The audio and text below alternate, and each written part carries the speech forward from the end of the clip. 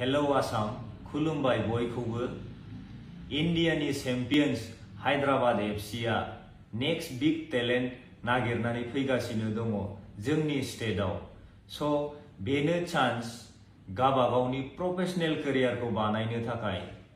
थ' HFC नि ट्रायल्सआ जागोन बे मान्थनि 20 तारिख 20 जुनाव जोंनि क'क्राझाराव।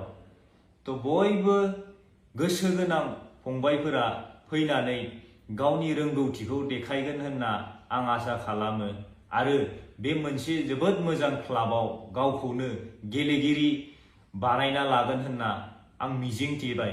गोजोन्थों। हेलो आसाम खुलुमबाय बयखौबो। इन्डियानि चेम्पियन्स हायद्राबाद एफसीआ नेक्स्ट बिग टेलेन्ट नागिरनानै फैगासिनो दङ जोंनि स्टेटआव।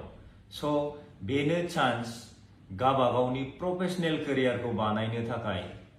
थ' HFC नि ट्रायल्सआ जागोन बे मान्थनि 20 तारिख 20 जुनाव जोंनि क'क्राझाराव। थ' बयबो गोसो गोनां फंबायफोरा फैनानै गावनि रोंगौथिखौ देखायगोन होनना आं आसा खालामो आरो बे मोनसे जोबोद मोजां क्लाबाव गावखौनो गेलेगिरि बानायना लागोन होनना आं मिजिंथिबाय। गोजोन्थों।